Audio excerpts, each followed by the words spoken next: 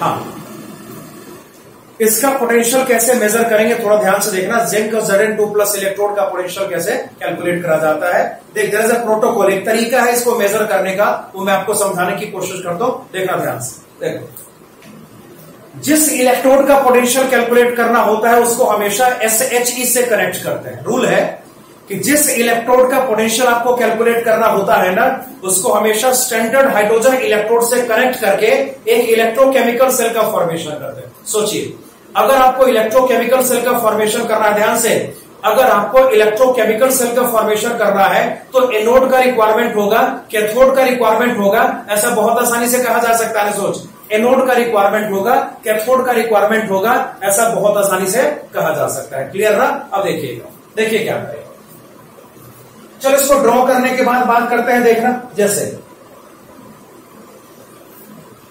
Zinc Zn2 plus electrode को draw करेंगे something like this. जैसे आपके पास यहां पे एक वेसल हो गया, जिंक और Zn2 प्लस इलेक्ट्रोड कैसा होगा डिस्कशन का हो चुका है ना भाई। देखिए यहां पे ध्यान से, जिंक रॉड यहां पर ऐसे डिप करेंगे, सबको देख रहा है, यहां पर ऐसे जिंक रॉड को डिप करेंगे, यहां ना जिंक और Zn2 प्लस इलेक्ट्रोड ऐसे ड्रॉ करते हैं। Zn2 प्लस का जो सॉल्यूशन होगा इसको सराउंड करेगा।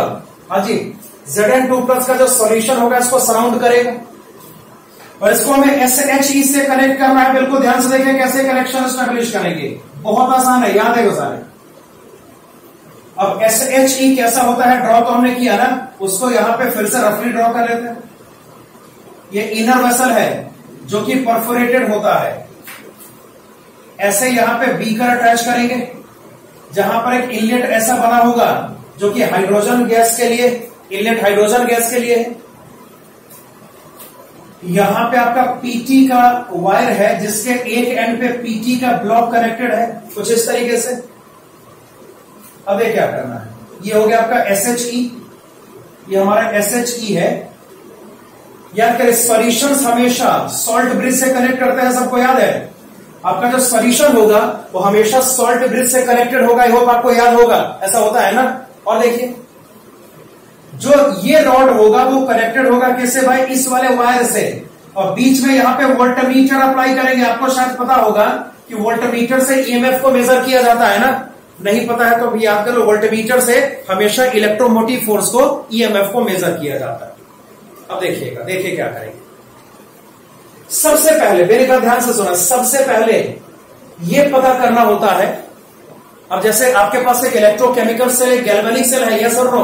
अरे गैल्वेनिक सेल है ना, ये दो इलेक्ट्रोड का कनेक्शन जैसे स्टैब्लिश करेंगे एक गैल्वेनिक सेल का फॉर्मेशन करना पॉसिबल हो जाएगा। उसमें से एक साइड एनोड होगा, दूसरी साइड कैथोड हो जाएगा, यस और नो? अरे गैल्वेनिक सेल है क्या? बिल्कुल है, लिख के बताओ, है क्या? अरे है ना गैल्वेनिक सेल, इतना टाइम लगता लिखने में। ये गैल्वेनिक सेल है ना, दो इलेक्ट्रोड्स को जैसे आपस में अटैच करेंगे वैसे ही गैल्वेनिक सेल का फॉर्मेशन करना पॉसिबल हो जाएगा। हमने फॉर्म कर लिया। देख, सबसे पहले चार्जेस को मेजर करते हैं कि कहां पे कौन सा चार्ज प्रेजेंट है, चार्ज का नेचर पहले डिसाइड करते हैं। तो हमें प्रैक्टिकली नजर आता है, जब लैब में एक्सपेरिमेंट करोगे ना तो यहां पे चार्ज आपको नजर आएगा माइनस, यहां पे चार्ज आपको नजर आएगा प्लस। लैब में जब एक्सपेरिमेंट करोगे तो चार्ज ऐसा नजर आएगा। और याद करिए, हमने इस बात का डिस्कशन किया है कि जहां पे नेगेटिव चार्ज होगा वहां पे एनोड, जहां पे प्लस चार्ज होगा वहां पे कैथोड ना। अरे सबको याद है, नेगेटिव चार्ज का मतलब एनोड है, पॉजिटिव चार्ज का मतलब कैथोड है। आई होप आपको याद होगा। मतलब यहां पर यह कहा जा सकता है कि जिंक जो है वो हाइड्रोजन के रिस्पेक्ट में ज्यादा एक्टिव है। जिंक के पास ऑक्सीडाइज होने की टेंडेंसी हाइड्रोजन के रिस्पेक्ट में ज्यादा है।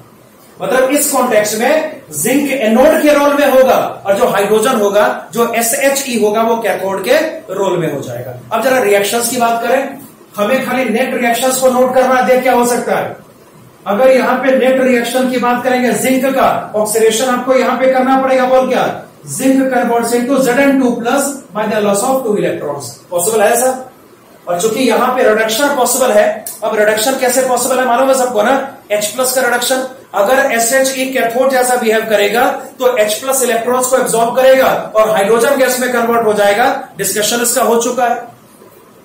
तो अगर यहां पे रिएक्शन की बात करेंगे, बोल क्या रिजल्ट आएगा? रिएक्शन यहां पर ऐसा ना, ये 2H+ यहां पे 2 इलेक्ट्रॉन्स को गेन करेगा and this converts into hydrogen. और वही बात ना याद करिए कि जो इलेक्ट्रॉन का फ्लो होगा वो लेफ्ट टू राइट होगा इस केस में। इलेक्ट्रॉन का फ्लो यहां पे left vessel to right vessel होगा। और आपको शायद याद होगा कि जो करंट का डायरेक्शन होता है वो कन्वेंशनली इलेक्ट्रॉन के डायरेक्शन का अपोजिट होता है ना। मतलब कि अगर यहां पे करंट आई के डायरेक्शन की बात करेंगे, सोच अगर यहां पे करंट आई के डायरेक्शन की बात करेंगे तो डायरेक्शन यहां पर कुछ ऐसा होगा, we have an electrochemical cell.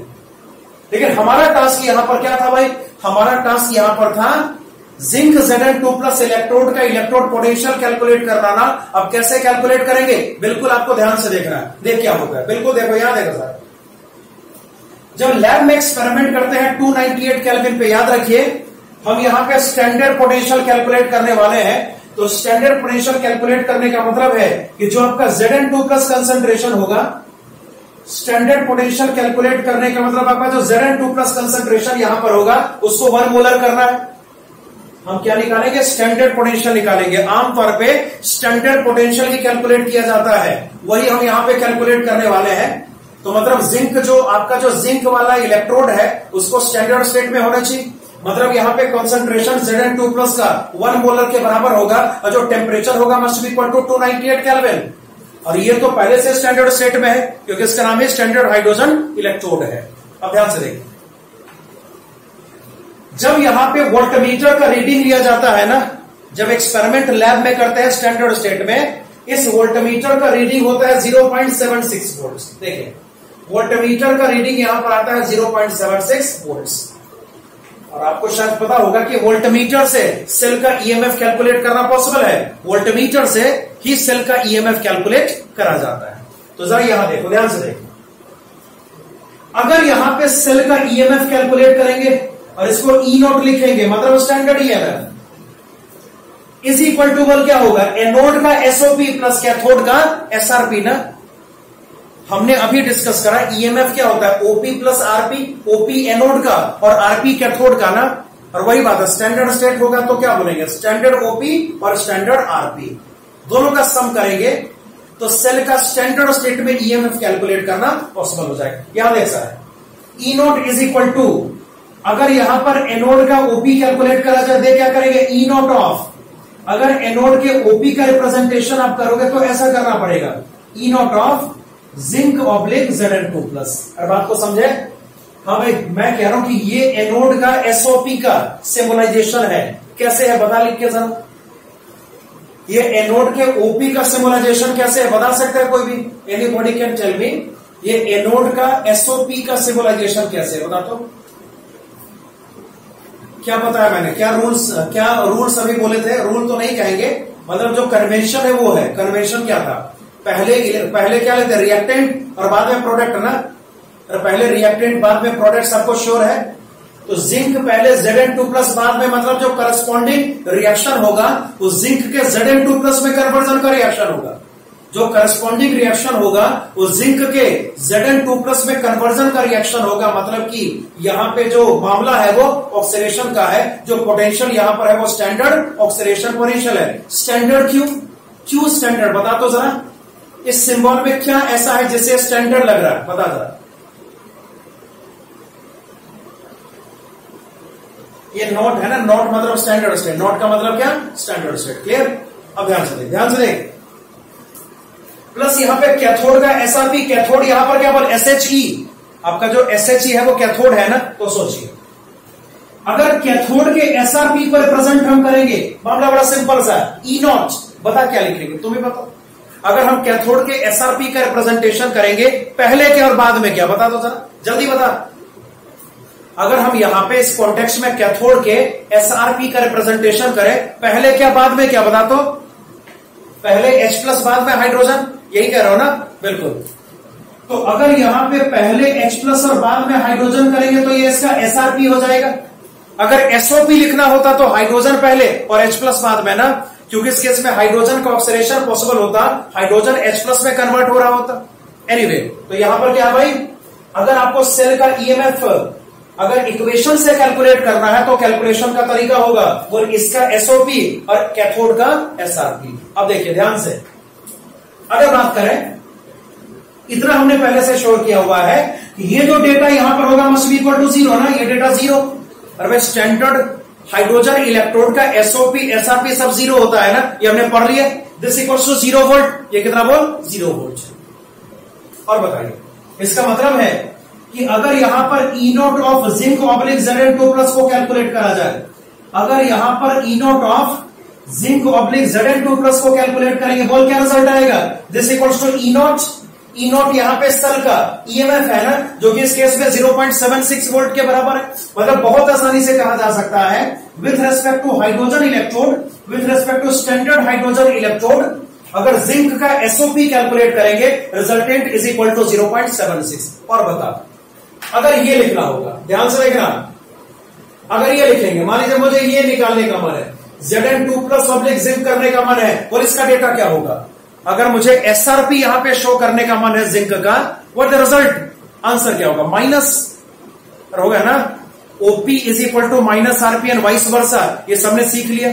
मतलब यहां पे स्पष्ट है कि अगर आपको जिंक का एसआरपी डिसाइड करना है, अगर आपको जिंक के एसआरपी को रिप्रेजेंट करना है, तो आपको माइनस एसओपी करना पड़ेगा। आंसर यहां पर होगा माइनस 0.76 वोल्ट, और ये फाइनल हो गया। पूरा प्रोटोकॉल समझे। प्रोटोकॉल यहां पर क्या है भाई? ये सिंपल सा प्रोटोकॉल है कि आपको जिस इलेक्ट्रोड का पोटेंशियल कैलकुलेट करना है उसको SHE से कनेक्ट करेंगे, है ना, उससे एक इलेक्ट्रोकेमिकल सेल का फॉर्मेशन करना पॉसिबल हो जाएगा, और होगा ना। उस इलेक्ट्रोकेमिकल सेल का ईएमएफ कैलकुलेट करना है प्रैक्टिकली, जो कि आमतौर पे वोल्टमीटर से कैलकुलेट करा जाता है कि नहीं। उसके बाद इक्वेशन ऐसे लिखा जाना पॉसिबल होगा। हमने अभी इस बात का डिस्कशन किया था कि अगर हमें सेल का ईएमएफ कैलकुलेट करना है तो एनोड का ओपी प्लस कैथोड का आरपी करेंगे ना। क्योंकि एक SHE यहां पे प्रेजेंट है, उसका डेटा 0 के बराबर है, SHE का डेटा 0 के बराबर ना। मतलब यहां पे साफ कहा जा सकता है, मतलब साफ यहां पे ये निकाला जा सकता है, निकाल लिया। एसओपी 0.76 वोल्ट है और एसआरपी माइनस 0.76 वोल्ट है। हाँ भाई, लिख के बता, समझे सारे? पूरा प्रोटोकॉल समझ में आया कि पूरा तरीका क्या है? अब ये प्रैक्टिकली ऐसे ही किया जाता है। मतलब यहां पर एक क्वेश्चन ही कि ऐसा क्यों करके वैसा क्यों नहीं करा, ऐसा कुछ नहीं। एक स्टैंडर्ड प्रोटोकॉल है कि इसी तरीके से पोटेंशियल कैलकुलेट किया जाना चाहिए, तो लोग कैलकुलेट करते हैं। ठीक है ना? तो यहां जो है सबको क्लियर है ना? चलो इसको जल्दी नोट करना है। एक और एग्जांपल कॉपर वाला लेंगे, और कॉपर का भी पोटेंशियल कैसे कैलकुलेट करेंगे सोचते हैं। प्रोटोकॉल सेम रहेगा। चलो जल्दी नोट करो बाकी लोग इसको। नोट हो जाए तो यस लिख देना या डन लिख देना ना।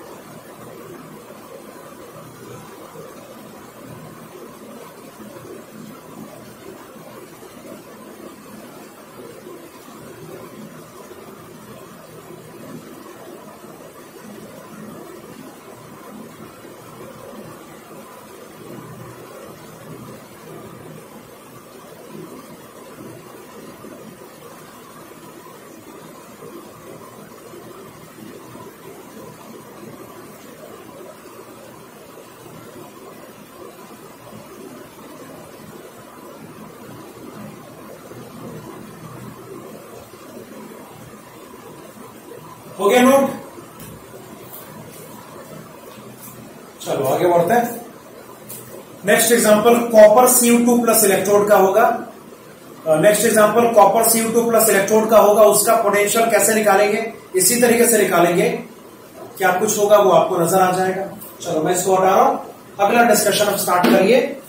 Number 2, copper Cu2 plus electrode. Sorry ये ई नॉट कर देना, यहां पे ई नॉट होगा भाई, ई नॉट होगा, ये ई नॉट है वो भी ई नॉट ही रहेगा, करेक्शन कर लो।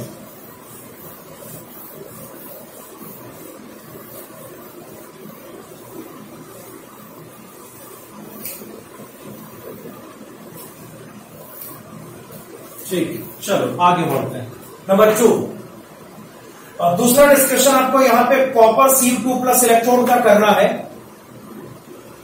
दूसरा डिस्कशन आपको यहां पे कॉपर Cu2 प्लस इलेक्ट्रोड का करना है। प्रोटोकॉल आपका बिल्कुल सेम रहेगा, वही तरीका, वही प्रोसीजर। चलिए शुरू करते हैं। पहले इस इलेक्ट्रोड को ड्रॉ कर लें। I am drawing the electrode copper Cu2 plus electrode. ये वेसल हो गया, इसमें Cu2 प्लस प्रेजेंट है भाई, ये Cu2 प्लस सॉल्यूशन स्टेट में प्रेजेंट है, और रॉड यहां पर किसका, कॉपर का। यही तो हम करते हैं हर बार, यही करते हैं ना। चलो सॉल्यूशन में प्रेजेंट होगा Cu2 प्लस। चूंकि स्टैंडर्ड स्टेट में हम सारा कैलकुलेशन करने वाले हैं, हम यहां पे इस इलेक्ट्रोड का SOP और SRP कैलकुलेट करने वाले हैं। तो Cu2 plus concentration will be equal to 1 molar. और देखिए ये रॉड यहां पर किसका बोल, कॉपर का। This rod is composed of copper. अब ध्यान से इधर प्लॉट करेंगे स्टैंडर्ड हाइड्रोजन इलेक्ट्रोड को, ड्रॉ कर लेते हैं। ये वेसल हो गया,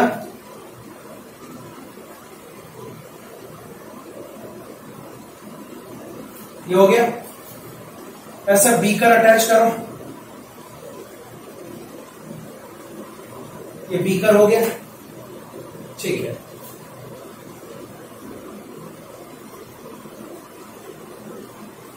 शॉर्ट ब्रिज से कनेक्शन एस्टेब्लिश करेंगे, है ना।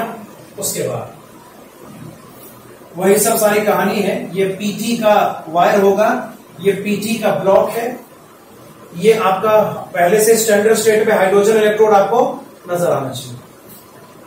कनेक्शन एस्टेब्लिश करेंगे, बीच में वोल्टमीटर। चलो कनेक्शन ऐसे एस्टेब्लिश कर दिया। अब एक होता क्या है प्रैक्टिकली, जब लैब में, ये सारी बातें लैब एक्सपेरिमेंट से रिलेटेड है। जब लेबोरेटरी में ये एक्सपेरिमेंट करते हैं ना, तो आपको नजर आता है कि यहां पे चार्ज है नेगेटिव और यहां पे चार्ज क्या बोल पॉजिटिव। मतलब कि इस केस में आपका जो स्टैंडर्ड हाइड्रोजन इलेक्ट्रोड है वो एनोड के रोल में है, और आपका जो कॉपर इलेक्ट्रोड यहां पर है वो प्रैक्टिकली कैथोड के रोल में है। हम आगे पढ़ेंगे कि हाइड्रोजन ज्यादा एक्टिव होता है कॉपर के रेस्पेक्ट में, हाइड्रोजन आसानी से ऑक्सीडाइज होता है कॉपर के रेस्पेक्ट में। यही कारण है कि जो SHE यहां पर होगा वो एनोड के रोल में होगा, और जो कॉपर इलेक्ट्रोड यहां पर होगा वो कैथोड के रोल में हो जाएगा। ऑब्वियस सी बात है, हम इलेक्ट्रॉन के डायरेक्शन का प्रेडिक्शन कर ही सकते हैं ना, करंट का भी डायरेक्शन आराम से प्रेडिक्ट हो जाएगा। तो चलो वो सब करते हैं। अब भाई इलेक्ट्रॉन जाएगा एनोड से कैथोड, सबको मैंने समझा रखा है ना। इलेक्ट्रॉन जाएगा एनोड से कैथोड की तरफ, और जो करंट का डायरेक्शन होगा, ये जो I का डायरेक्शन होगा, इसका जस्ट अपोजिट होगा। ये हमने कर लिया।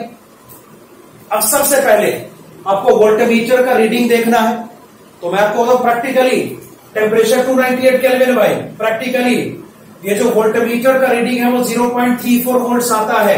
अब ये 0.34 वोल्ट का मतलब है ये इलेक्ट्रोकेमिकल सेल का, गैल्वेनिक सेल का रीडिंग है, EMF का रीडिंग है। बोलेंगे ये क्या है, गैल्वेनिक सेल का करस्पॉन्डिंग सेल के EMF का रीडिंग है।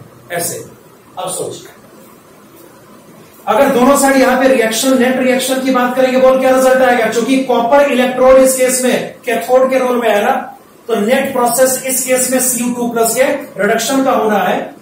तो आपका जो Cu2 प्लस यहां पर होगा, 2 इलेक्ट्रॉन्स गेन करेगा, and this converts into copper. और अगर यहां पर स्टैंडर्ड हाइड्रोजन इलेक्ट्रोड की बात करते हैं, तो हाइड्रोजन का यहां पे ऑक्सीडेशन पॉसिबल हो जाएगा। बोल क्या रिजल्ट आएगा, converts into 2H plus by the loss of 2 electrons. कुछ ऐसा करेंगे, सबको देख रहा है ना। अब बताइए वही बात, अगर सेल का स्टैंडर्ड EMF अगर E0 के बराबर है, तो इसको यहां पे साफ लिखा जा सकता है एनोड का SOP प्लस कैथोड का SRP ना। एनोड के SOP का सिंबल होगा कुछ ऐसा। अब ये साइड एनोड है, सबको दिख रहा है ना, E0 ऑफ, पहले H प्लस को डिनोट करेंगे और उसके बाद यहां पे हाइड्रोजन को रिप्रेजेंट करना होगा, प्लस यहां पे कैथोड का SRP ना। कैथोड इस बार कॉपर Cu2 प्लस इलेक्ट्रोड है, तो अगर कैथोड के SRP की बात करेंगे, मामला सिंपल सा है। बोल क्या करना पड़ेगा, पहले रिएक्टेंट बाद में प्रोडक्ट। तो इसको यहां पे स्पष्ट लिखा जा सकता है Cu2 प्लस, ऑब्लिक आपको यहां पे कॉपर करना पड़ेगा, सबको देख रहा। और हमें मालूम है this data corresponds to zero ना, हमने अभी पढ़ा कि स्टैंडर्ड हाइड्रोजन इलेक्ट्रोड का जो एसओपी या एसआरपी होता है उसको हमेशा जीरो लिया जाता है। अब बताइए दिस इंप्लाइज दैट, और क्या होगा बोल, इसका मतलब यहां पे स्पष्ट है E naught of Cu2 plus oblique copper is equal to, बोल क्या रिजल्ट आएगा, E naught, and this E naught is equal to 0.34 volt ना, मतलब यहां पे स्पष्ट कहा जा सकता है कि कॉपर का जो एसआरपी होगा दिस इक्वल्स टू 0.34 वोल्ट। इस तरीके से प्रोसीड करेंगे। अब बता, अरे यार उल्टा हो गया, पहले H2 आएगा ना, बाद में H प्लस आएगा, एसओपी पहले H2 बाद में H प्लस, देखा सबको, ओके ना। अब मुझे बताइए, तो कॉपर का SRP standard reduction potential calculate हो गया, एसओपी क्या होगा लिख के बता, एसओपी क्या होगा कॉपर का, बोल E naught of copper oblique Cu2 plus.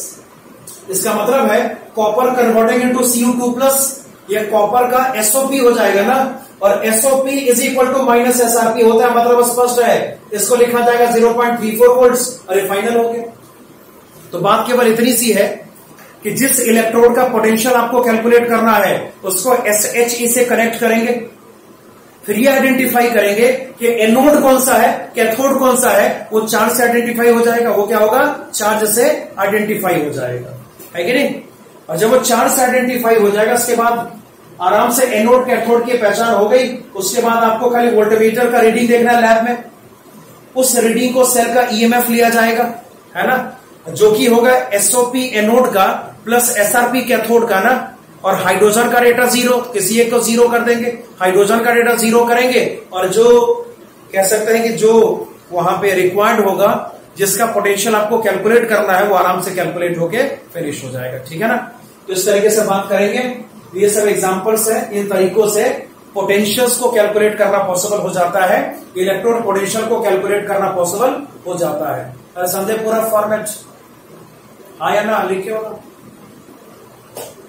समझ गए क्या करना है, SHE से जोड़ना है, सेल का फॉर्मेशन करना है, सेल का ईएमएफ कैलकुलेट करना है, एक्सप्रेशन ईएमएफ का लिखना है, एक फैक्टर हो जाएगा जीरो।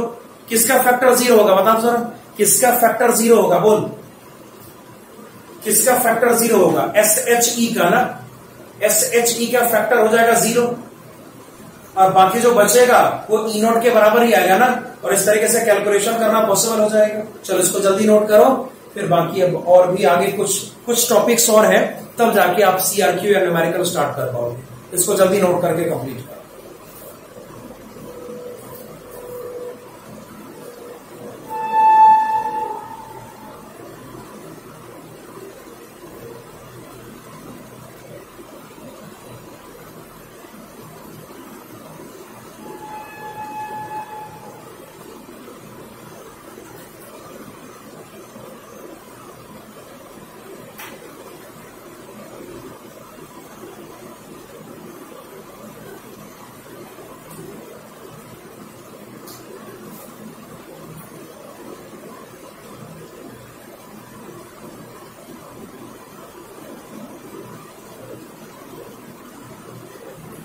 हो गया नोट सबका,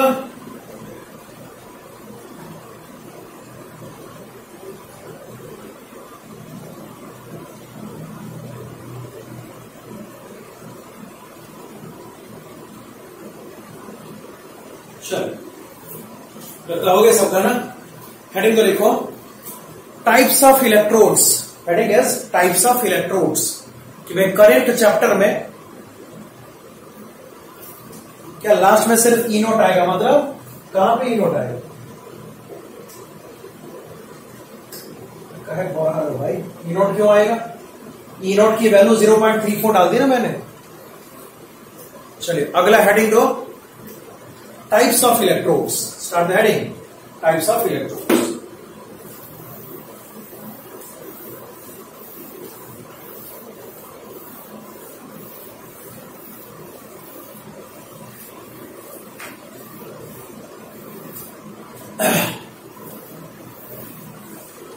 लास्ट के 5 मिनट एग्जाम में डाउट्स लूंगा, है ना, अभी डाउट मत पूछो, है ना, अभी डाउट को टिक करके रख लो। लास्ट का जो 5 मिनट होगा ना, जब भी 2 लेक्चर एक साथ होती है तो लास्ट के 5 मिनट में डाउट सेशन होगा हर बार, है ना, 5 या 4 मिनट जो जितना मतलब एप्लीकेबल हो। चलिए शुरू करते हैं। Heading is types of electrodes.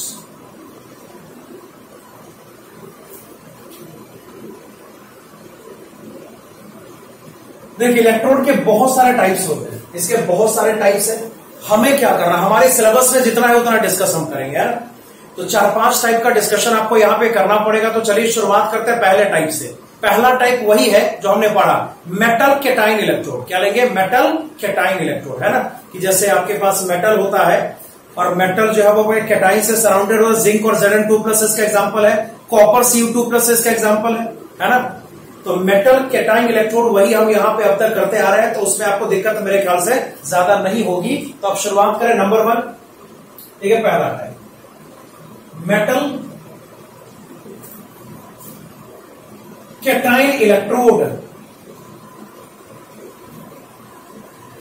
देखिए मेटल कैटाइन इलेक्ट्रोड है ना, और ये बड़ा सिंपल है, ये हम कर चुके हैं।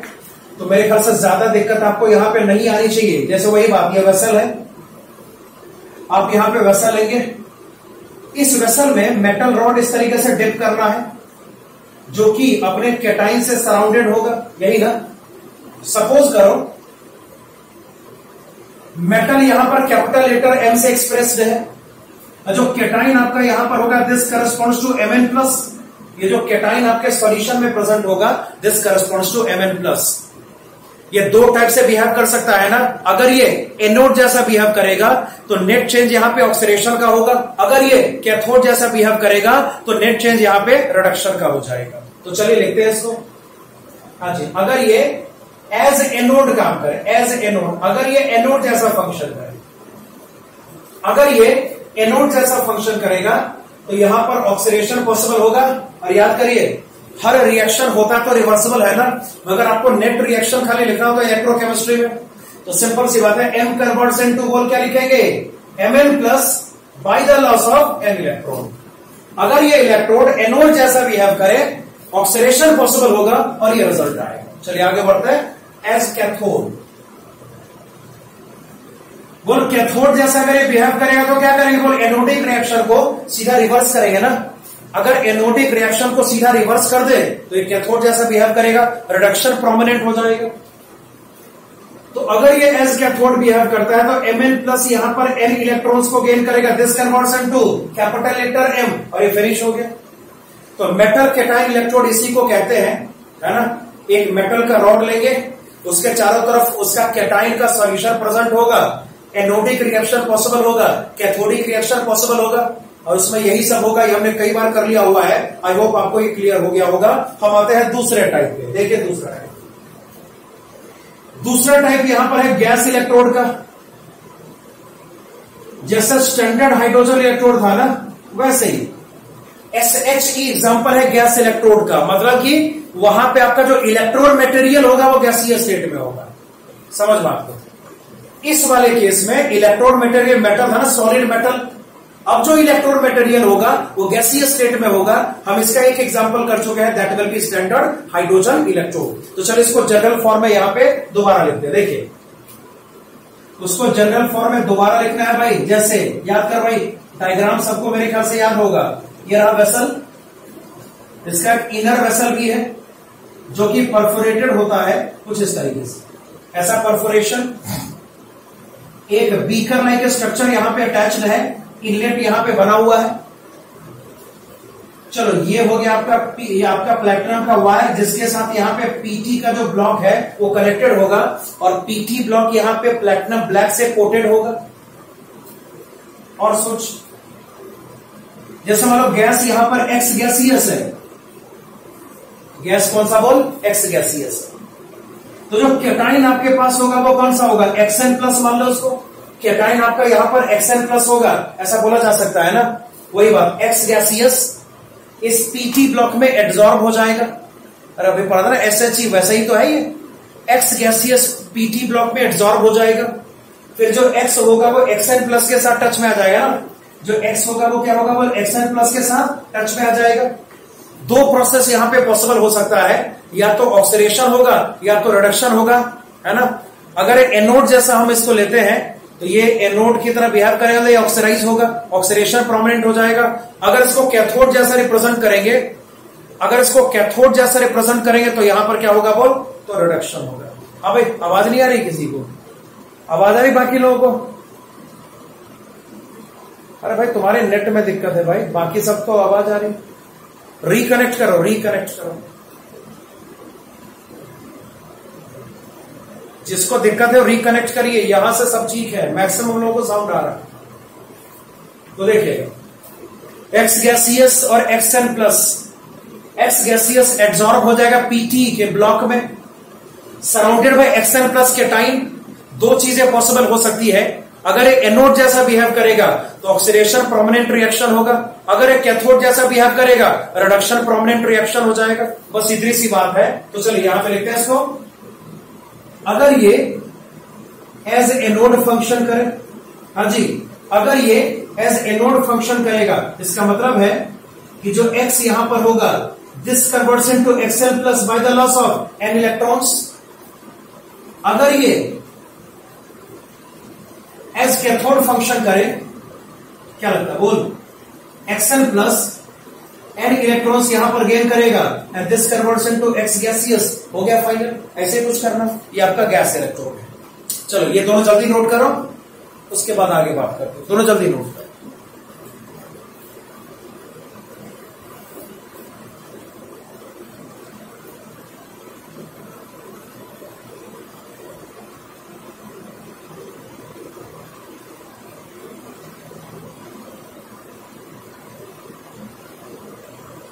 हो गया सबका? जिनका नहीं हुआ जल्दी नोट करेंगे, जिनका नहीं हुआ जल्दी नोट करेंगे।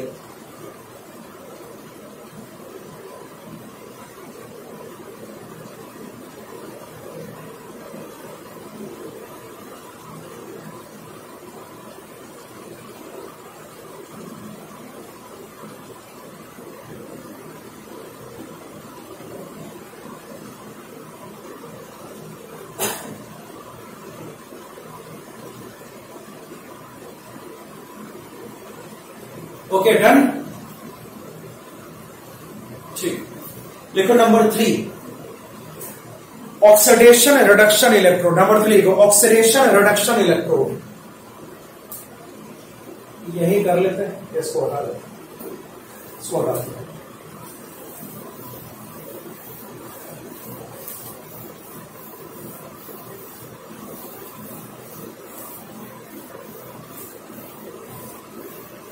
चलिए शुरू करते हैं। Heading is oxidation reduction electrode. ये नंबर 3 पर आएगा।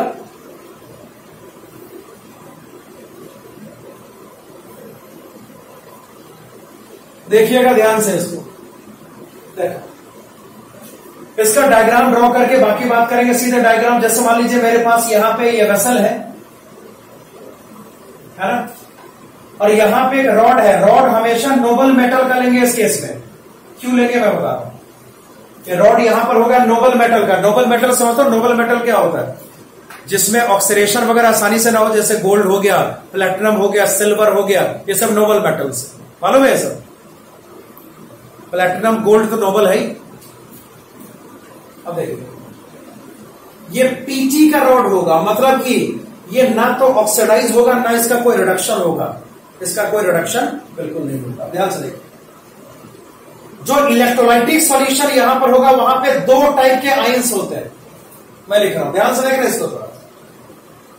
एक आयन आपका यहां पर Mn+ है और दूसरा यहां पे ले सकते हैं Mn+X+। अभी लिखना मत, अभी लिखो मत, यहां ध्यान से देखो। हमारे पास यहां पे सेम एलिमेंट का 2 आयंस प्रेजेंट है। जैसे मान लीजिए यहां पर हो सकता है Fe2+, Fe3+ हो सकता है ना, यहां पर हो सकता है Sn2+, Sn4+। सेम एलिमेंट यहां पर होगा। इस रॉड से मतलब रॉड खाली यहां पे कंडक्टर के रोल में होगा, आपको भी दिख जाएगा। इस रॉड से आपको मतलब नहीं, रॉड यहां पे केवल कंडक्टर के रोल में इस बार है। मेन जो काम होगा वो यहां पर होगा। कैटाइन 2 हमने दिखाए इसमें, जो कि सेम मेटल के है ना। इसका एक पॉसिबल एग्जांपल मैंने बोला Fe2+ और Fe3+। ऐसा सोच सकते हैं। अब देखिए होगा क्या। और इनके बीच इंटर कन्वर्जन पॉसिबल है ना। अगर Mn प्लस x इलेक्ट्रॉन्स का लॉस करे तो इस कैटाइन का फॉर्मेशन करना पॉसिबल है, यस और नो। और अगर ये x इलेक्ट्रॉन को गेन करे तो इसका फॉर्मेशन करना पॉसिबल है। तो यहां पे जो कुछ होता है वो सॉल्यूशन में केवल होता है, जो कुछ यहां पर होता है वो इलेक्ट्रोलाइटिक सॉल्यूशन में होता है। ये जो रॉड है वो क्या करेगा, रॉड क्या करेगा मैं आपको बताऊं।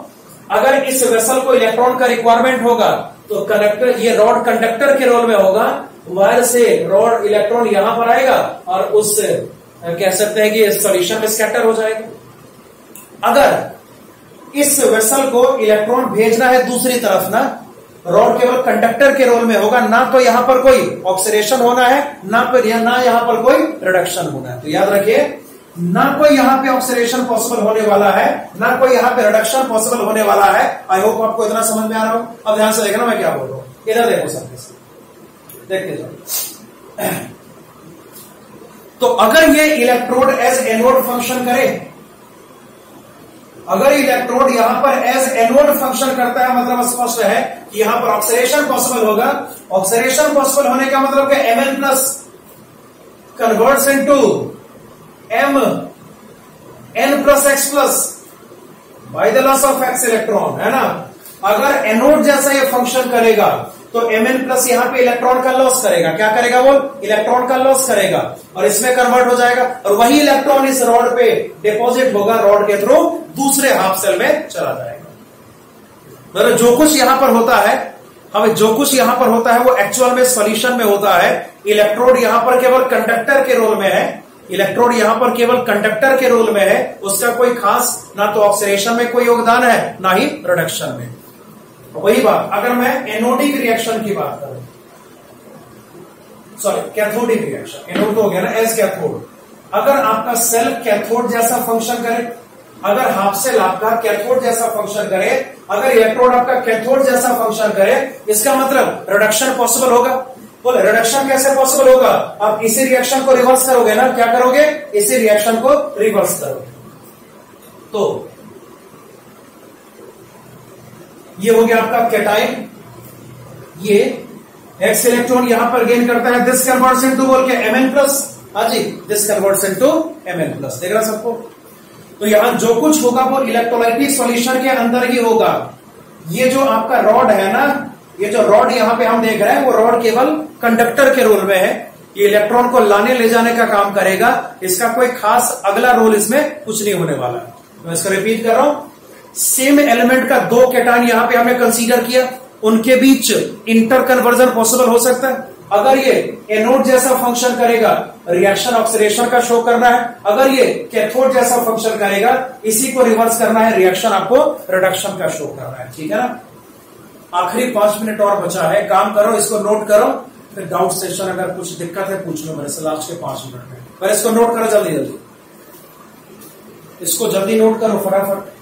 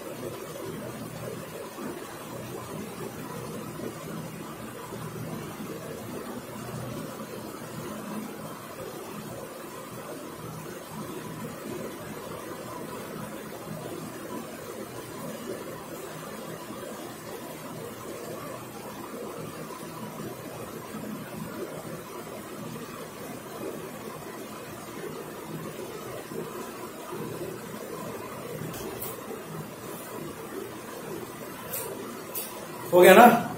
कुछ पूछना है क्या?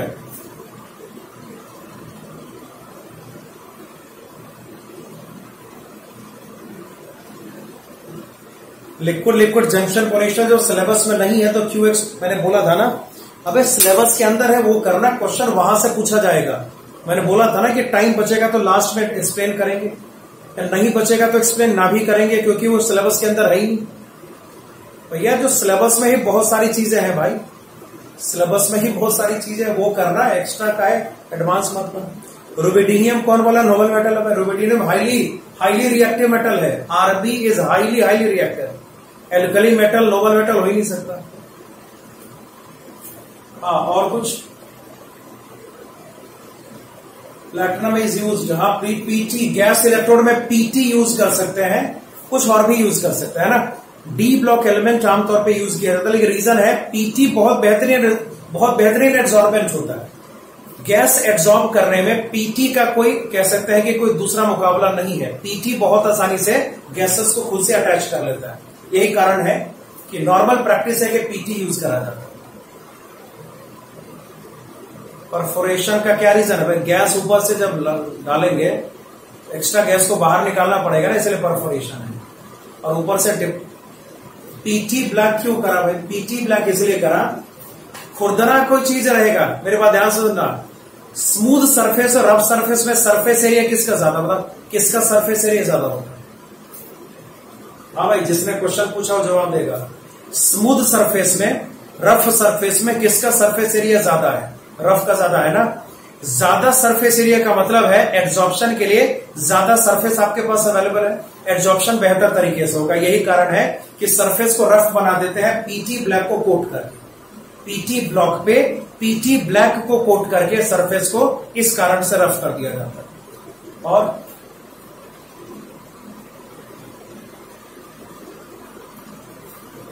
हाफ सेल पे चार्ज गिवन होगा कि? अरे नहीं, तुमसे पूछेंगे ही नहीं।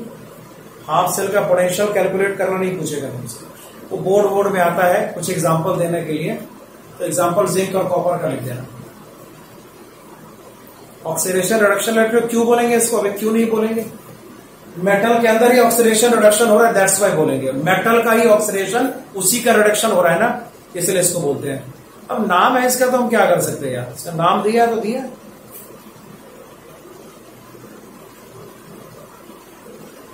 चलो हो गया ना सबका? बाकी डिस्कशन अगली क्लास में, चलो।